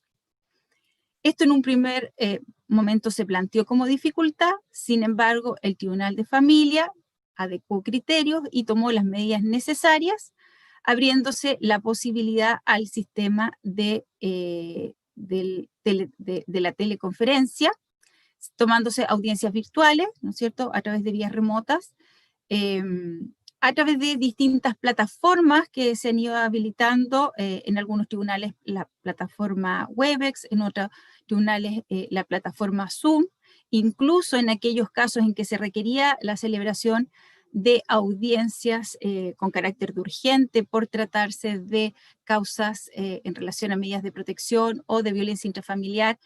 Estas se celebraron a través de videollamadas por WhatsApp. Por lo tanto, se abrió el criterio en este sentido y evidentemente se han tomado todas las medidas para respetar el principio de la inmediación, que a través de las audiencias por videoconferencia, sin lugar a duda que se ha podido realizar de manera correcta, puesto que el juez tiene una comunicación directa, inmediata, con las partes del respectivo juicio, y además también a través de las respectivas cámaras puede tener contacto con ellos de manera visual. Ahora, algunas cuestiones algunas dificultades que se han suscitado en la práctica a lo largo de este tiempo de emergencia sanitaria. En aquellos casos, por ejemplo, en que los usuarios no cuenten con medios tecnológicos o no sepan cómo utilizarlos o manifiesten alguna dificultad o temor frente a estos medios tecnológicos, para evitar su indefensión, los tribunales de familia brindan la posibilidad de que los intervinientes concurran presencialmente a estos tribunales, habilitando salas especiales para los efectos de poder llevar a cabo las audiencias, en que esta parte, por regla general, suele estar solamente él y el juez, los encargados de acta, los consejeros técnicos en su caso y los abogados y la parte contraria se proyectan a través de un monitor, de una pantalla, y así se van celebrando las audiencias. También se han implementado en algunos tribunales de familia recepciones de escritos y funcionamiento extraordinario de funcionarios para poder llevar a cabo aquellos trámites que son urgentes e impostergables, atendidas las materias de competencia del juzgado de familia, como las medidas de protección, las denuncias por violencia intrafamiliar, solicitudes de medidas cautelares o solicitudes para que se deje sin efecto alguna medida de apremio, de arresto o de detención. Se ha establecido sistemas de turno para llevar a cabo estos trámites que requieren, en ciertos casos, de la presencialidad. También, como medida, se han establecido formas especiales de notificación a través de canales de comunicación más expeditos, evitando, por ejemplo, la notificación a través de carta certificada por el riesgo que ello conlleva tanto para los funcionarios como para los respectivos usuarios, por la demora también en este tipo de notificaciones, ya que la dotación de, por ejemplo, los centros unificados de notificaciones, evidentemente, ¿no es cierto?, están trabajando con dotaciones mínimas de personal, porque aquí lo que siempre se ha buscado es el resguardo de la salud y de la vida de los funcionarios. Por lo tanto, a través de distintos canales, como lo son el correo electrónico, incluso el contacto telefónico y también el WhatsApp, se ha llevado a cabo la necesidad, ¿no es cierto?, de poder notificar. Principalmente a objeto también de coordinar cuestiones técnicas para asegurar el éxito en el desarrollo de las videoconferencias programadas en relación a las audiencias que se celebran. También se ha implementado el sistema para poder autorizar poder a través de videollamada de WhatsApp, y en relación a los documentos y pruebas o peritajes que se requieren en las fases de las audiencias de juicio, se le solicita a las partes que estas con anterioridad se suban ya sea a la causa a través del sistema o se envíen a los correos de los respectivos juzgados a efectos de tener estas pruebas a disposición.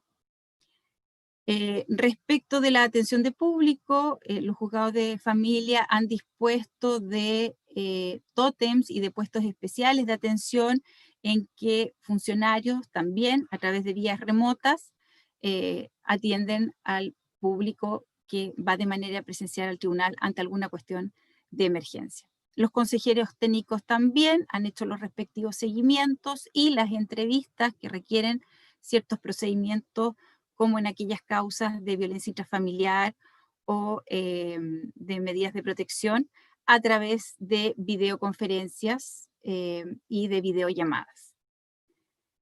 Así, de cierta manera, ¿no es cierto?, se han ido soslayando las dificultades atendía la imposibilidad de la presencialidad. Donde hemos detectado algunos problemas especiales, Por ejemplo, respecto de la confección de los peritajes. Muchas veces el juez de familia requiere de conocimientos técnicos para una adecuada resolución del asunto que está sometido a su conocimiento, y por lo tanto se requieren de peritajes y principalmente en materias proteccionales. Bueno, esto se ha visto dificultado, puesto que los peritos evidentemente no han podido realizar los seguimientos y las visitas con la frecuencia que cada caso requiere. Ahí ha habido, se han vislumbrado algunas dificultades, ya que los peritos no han podido desarrollar su labor a cabalidad. Donde también han habido algunas dificultades ha sido respecto de la posibilidad de celebrar audiencias en relación a la susceptibilidad de adopción.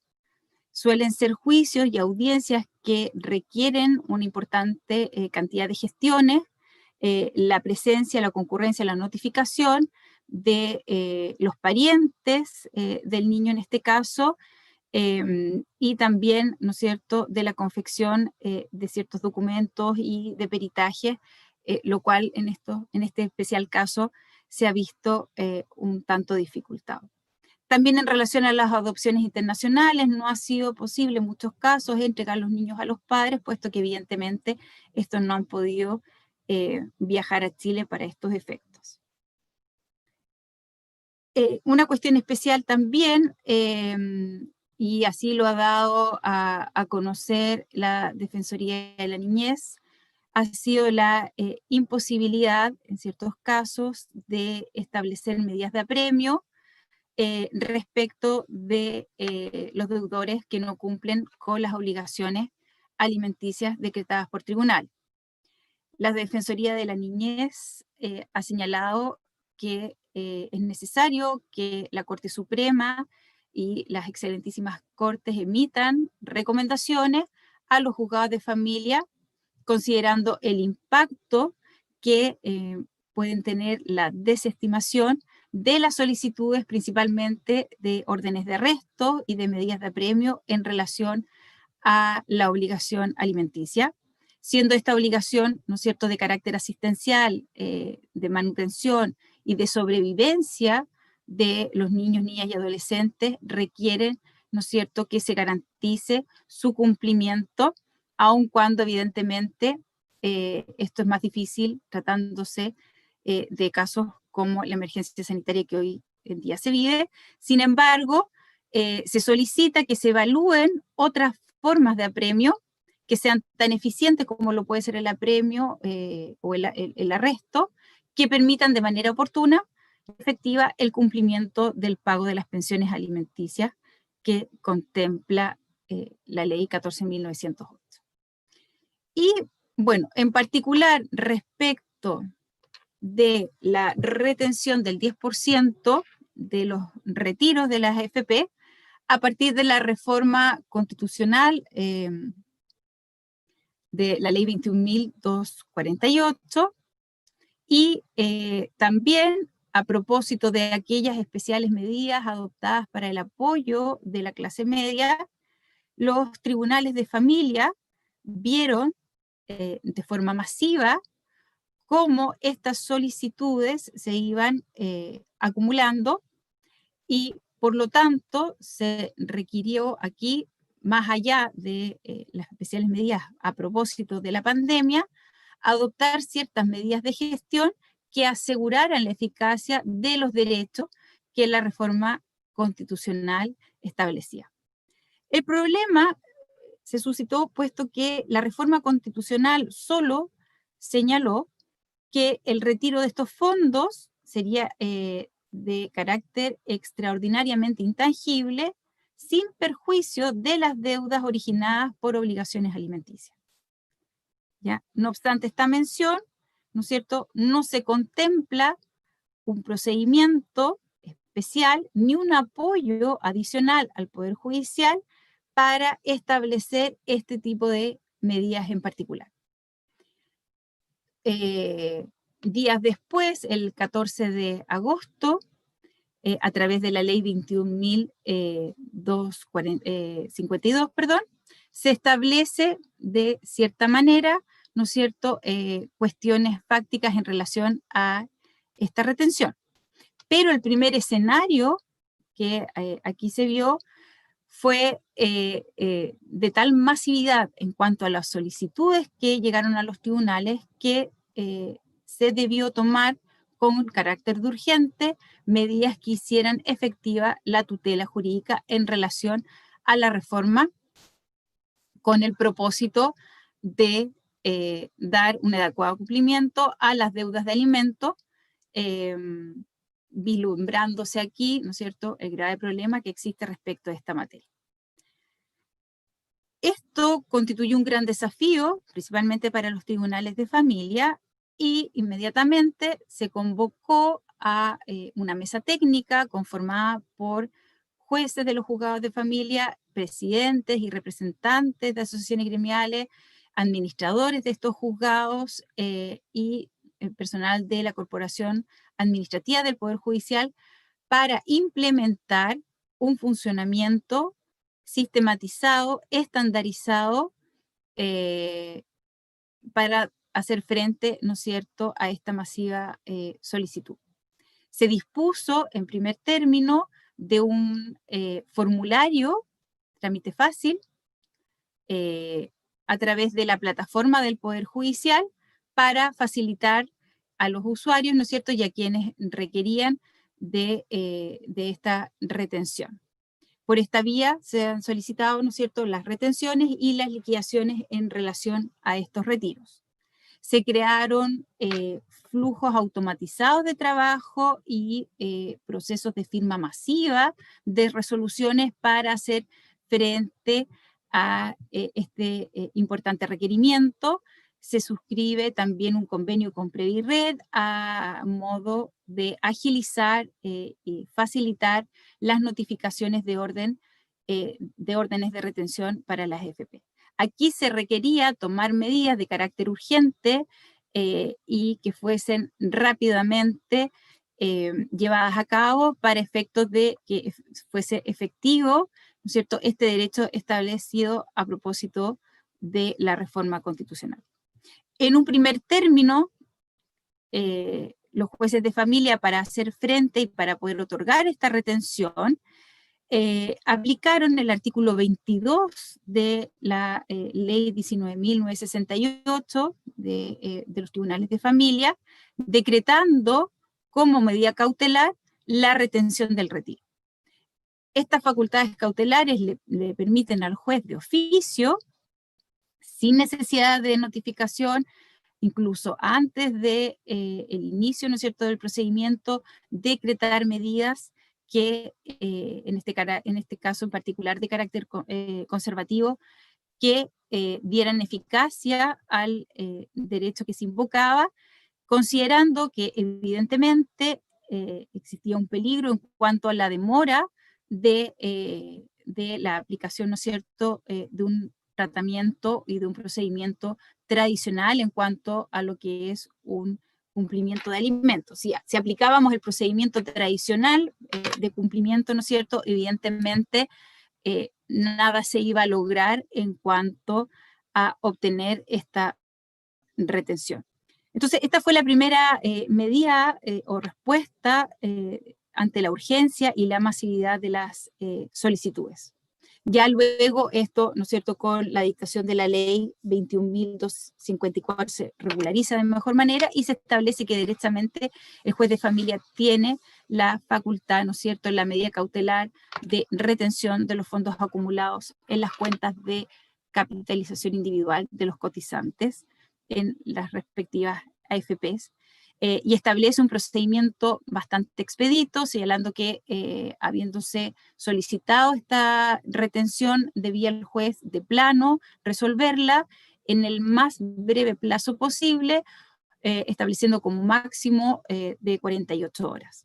Además, se establece que se mantendrá esta cautelar durante toda la vigencia de la ley 21.248, soslayando la dificultad de la potestad cautelar del artículo 22, en el sentido de que dichas medidas deben ser notificadas en un breve plazo, en el plazo de 5 días, bajo sanción de quedar sin efecto, salvo que evidentemente el juez pudiera en ciertos casos ampliar dicho plazo.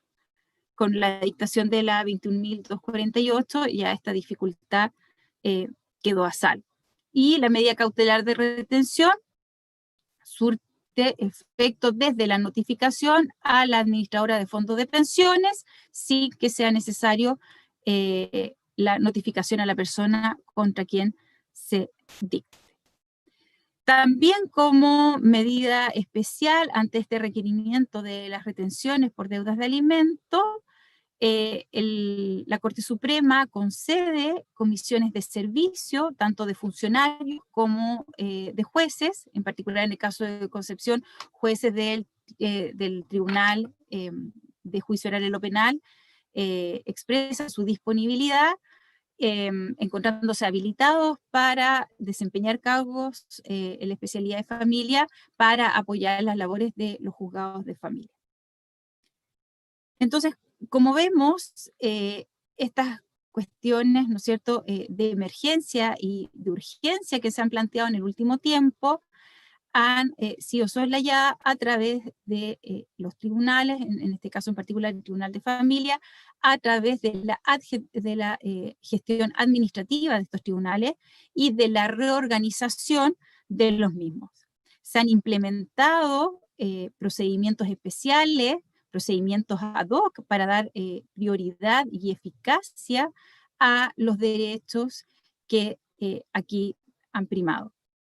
Se crearon, ¿no es cierto?, canales exclusivos e independientes, plataformas especiales, completamente virtuales, que no se habían implementado hasta hoy en día para hacer frente a estas situaciones en relación a la pandemia, a la emergencia sanitaria y a la reforma constitucional en relación a las deudas de alimentos.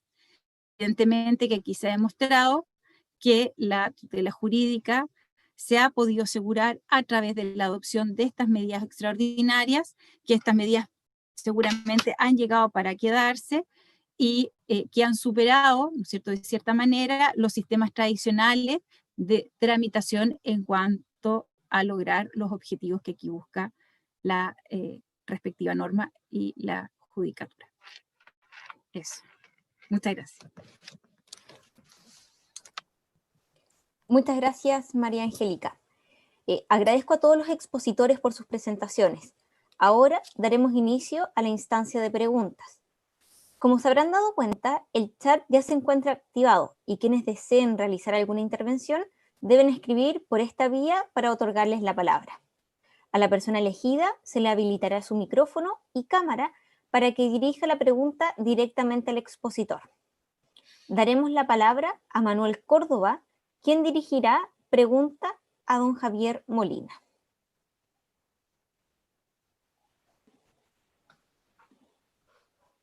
Manuel, ya puedes dirigir tu pregunta. Javier, buenas tardes a todos los profesores y a todos quienes están participando acá en este seminario. La verdad es que más que pregunta, al final va a ser un comentario, Javier, puesto que creo que esa ley, si bien es cierto, pretende favorecer a algunas personas que se encuentran en una situación económica delicada, que no pueden pagar los arrendamientos, pero no es menos cierto que también existe un derecho constitucional que es el derecho de propiedad, y creo que esa ley atenta directamente en contra de ese derecho precisamente. Entonces veo yo con gran dificultad, digamos, su aplicación, puesto que pasa por sobre los procesos que están, ¿cierto?, legalmente tramitados y que han tenido, ¿cierto?, sentencias definitivas, ¿cierto?, firmes y ejecutoriadas que tienen que cumplirse. Entonces veo ahí una doble dificultad desde el punto de vista del derecho constitucional y también desde el punto de vista, ¿cierto?, de los procedimientos que se supone que en un Estado de Derecho tienen que cumplirse. Efectivamente, complementando el comentario del colega, el Colegio de Abogados de Chile la semana pasada efectuó una declaración pública en que también reafirma la inconstitucionalidad de este proyecto de ley, en que también fundamenta precisamente la vulneración de la garantía del derecho de propiedad y entiendo que también en la infracción de la garantía del debido proceso, por lo que se refiere a la característica de justicia que debe tener un proceso que le exige la Constitución al legislador en el 19, número 3.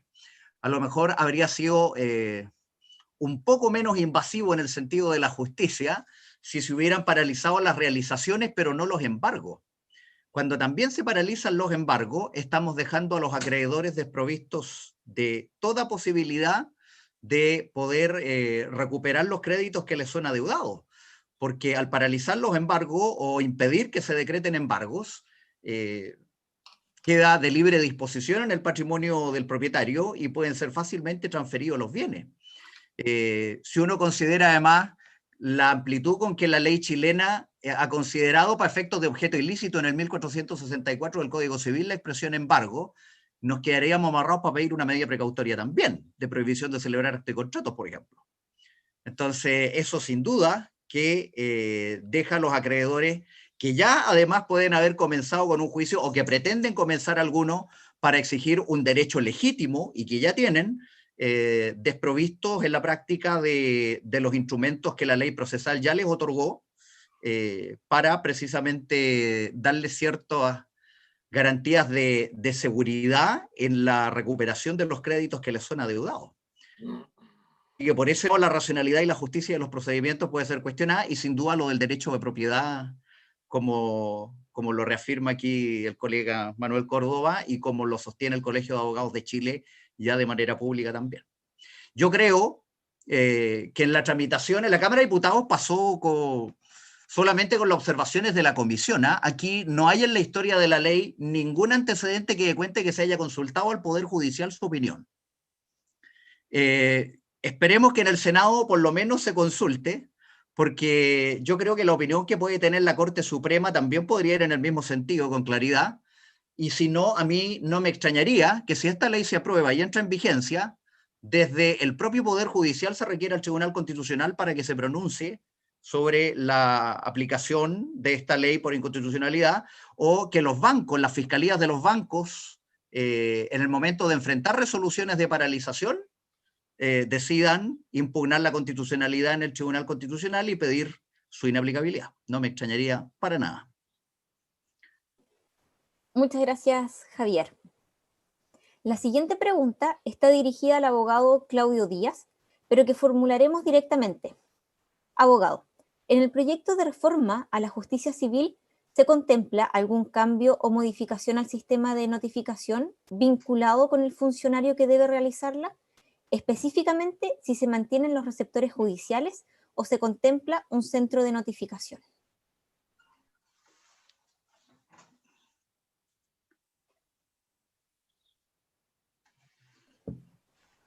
Don Claudio tiene el micrófono apagado. Ok, ¿ahora me escuchan? Perfecto. Me parece que van a ser afectadas las funciones de los receptores, principalmente porque se dispone el proyecto que las resoluciones que se notifican en estos momentos por cédula, los cuales se practican por los receptores, van a ser poder practicadas por el correo electrónico. Por lo tanto, asimismo, como señalé, también señaló el profesor Silva, las notificaciones a peritos o árbitros, que normalmente se hacen por receptor hoy día, también van a poder ser efectuadas por medios electrónicos. De manera que, indudablemente, me parece que las funciones de los receptores van a ser replanteadas y van a ser afectadas por este proyecto. Esa sería mi respuesta. Muchas gracias. Daremos la palabra a Antonia Apse, quien dirigirá una pregunta a María Angélica Doberti. Hola profesora, ¿cómo está? Mucho gusto. Profesora, en realidad yo quiero hacer dos breves preguntas. La primera es que usted se refirió a la suspensión de aquellas audiencias de juicio en aquellas materias que no tenían carácter de urgentes, ¿cierto? Sin embargo, la ley 19.968 consagra los principios de concentración y continuidad, ¿ya? Sin embargo, nosotros sabemos que la excepción a ello es la suspensión o reprogramación de audiencia. ¿Qué pasa en aquellos casos que se habían dado estas oportunidades de suspensión o reprogramación antes de la pandemia y hoy en día se vuelven a reprogramar o suspender más allá de 2 oportunidades? Esa es mi primera pregunta. ¿Cómo podemos resguardar estos principios, estos derechos que tienen las partes dentro del procedimiento? Y la segunda es respecto a si existe algún tipo de responsabilidad respecto a las AFP, en caso que se haya decretado como medida cautelar la retención de fondos del 10% o incluso el bono de la clase media como retención igual como una medida cautelar. ¿Qué pasa si se notificó la AFP, obviamente, que se haga esta retención y no se haga el pago al afiliado, y de igual manera se hace? ¿Existe algún tipo de responsabilidad para ello? Sí, en cuanto a la primera pregunta, claro, en virtud de lo que decretaban el acta 42, perdón, en un comienzo, y luego el texto refundido del acta 53, se permitían las suspensiones de las audiencias para evitar precisamente la indefensión respecto de las partes. ¿Ya? Y en un comienzo, claro, evidentemente fue así respecto de aquellas audiencias que tenían una fecha próxima al comienzo de la pandemia. Luego, sin embargo, esto se fue regulando poco a poco, no de manera unánime, sino que cada tribunal fue adecuando sus directrices y esto se fue regulando y se fueron fijando, en primer lugar, ¿no es cierto?, audiencias y continuaciones de audiencia a través de videoconferencia respecto de las primeras que se habían suspendido, ¿ya? Pero, no, claro, no obstante que la ley de tribunal de familia acota la posibilidad de suspensión, aquí directamente se aplicaba lo que eran las actas, ¿no es cierto?, especialmente dictadas para estos efectos, ¿ya? Pero esto se ha ido regularizando. Hoy en día se ha regularizado incluso audiencias de juicio, ya se están celebrando prácticamente, llegando casi a la normalidad, pero siempre a través de esta vía remota. Respecto a la responsabilidad del FP, claro, efectivamente, la ley 21.252 establece que en aquellos casos en que se haya enviado, ¿no es cierto?, la notificación respecto de la retención y esto no se haya verificado por parte de la AFP, deberán, ¿no es cierto?, estos antecedentes remitirse tanto a la superintendencia o eventualmente, ¿no es cierto?, al Ministerio Público para determinar las respectivas responsabilidades. Perfecto. Eso es lo que establece la ley. Muchas gracias, profesora. Muchas gracias, María Angélica. Formularemos directamente una pregunta para el profesor José Pedro. ¿Está contemplado en el proyecto la fijación de horarios en el envío de correos de notificación o se mantendrán los actuales horarios para notificación? Pregunto esto porque, al menos en materia laboral, no hay límites de horario y pasa que muchas veces llegan correos a las 11 de la noche del día anterior a una audiencia que se modifica o reprograma la misma. A la pregunta, no hay en el proyecto, eso lo que no significa que no se vaya a incorporar, alguna norma que altere el artículo 59 del Código de Procedimiento Civil que fija los días y horas hábiles. No hay en rigor ninguna norma que diga lo que está planteando la persona que pregunta, que formula esta pregunta. Las únicas normas que hay es que cuando la parte quiere hacer uso de sus métodos tecnológicos, de conectarse a través de videoconferencia, estas opciones que les expliqué yo, tiene que hacerlo a lo menos hasta las 12 horas del día anterior de la audiencia y, digamos, y todo eso a la medida que cuente con los mecanismos de conexión disponibles. E incluso se plantea la posibilidad que si hay un abogado que está situado en una región distinta a aquella donde está situado el tribunal, pueda recurrir a las cortes, a los recintos de las cortes respectivas y comunicarse directamente, por ejemplo, para para formularse un alegato o concluir un alegato en la Corte de Apelación o Suprema en Santiago, o viceversa, no digo que Santiago. Esas son las únicas normas, pero no hay alteración en cuanto a los días y horas hábiles, como les digo, del artículo 59. O sea, por lo tanto, uno debería entender, ¿no es cierto?, que a menos que se habilite un día y hora inhábil, rigen las normas generales. Muchas gracias. En honor al tiempo, damos por finalizada la actividad del día de hoy. La Facultad de Derecho de la Universidad del Desarrollo agradece la participación de todos los expositores, María Angélica, Claudio, Javier y José Pedro, y en especial a todos los asistentes. Los dejamos muy cordialmente invitados a la próxima sesión que se realizará el próximo jueves 10 de septiembre. Muchas gracias y buenas noches. Gracias. Gracias. Buenas noches. Buenas noches. Buenas noches, gracias.